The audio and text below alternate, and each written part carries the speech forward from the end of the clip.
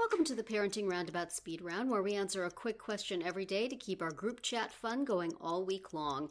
It's that time of year for colds and flu and other unpleasantness, and so we thought we would ask each other, what remedies do you use when you have a cold? Catherine, you recently talked about a success that you had with cold medicine on this podcast. Yeah, I think that was just last week's roundup item was an Advil combined with a decongestant that worked pretty well.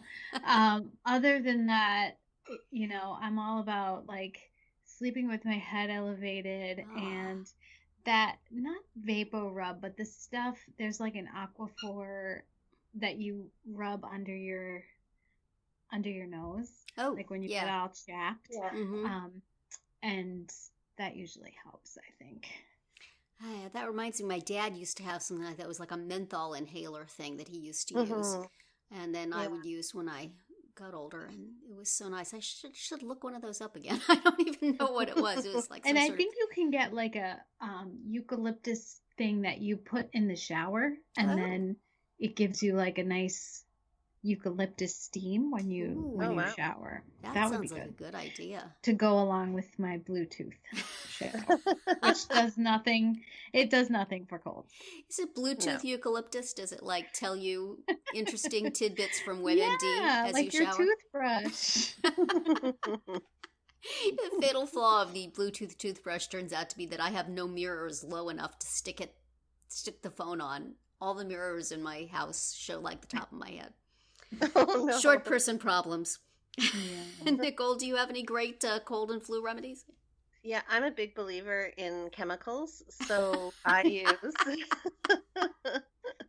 my go-to. I use like an Afrin nasal spray or like a some kind of sinus nasal spray and Tylenol, and I just keep pumping that stuff in until I have no feeling and no sense of smell whatsoever.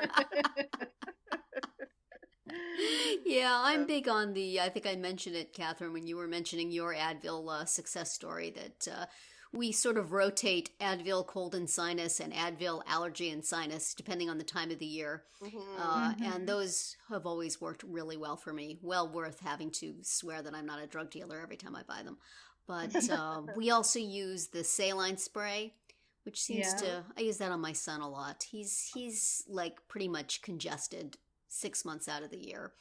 And so I'm always trying to spritz his nose with it or give him some cold medicine or something in very unscientific consistencies. It's like 2 one day and none the next, and never really quite builds up. But that's sort of where we're at with it. And, hot tea is always good too.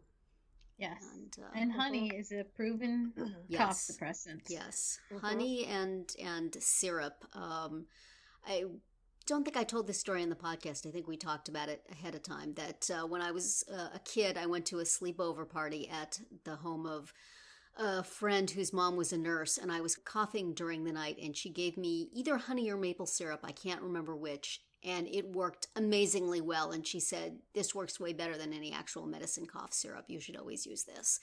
So I try to keep that in mind. There's something in cough syrup that makes my son go absolutely batty. He had the worst reaction to it imaginable once. I think it's called guafenicin. If you have a kid with neurological special needs, check the label for that thing, because you may have a wild night.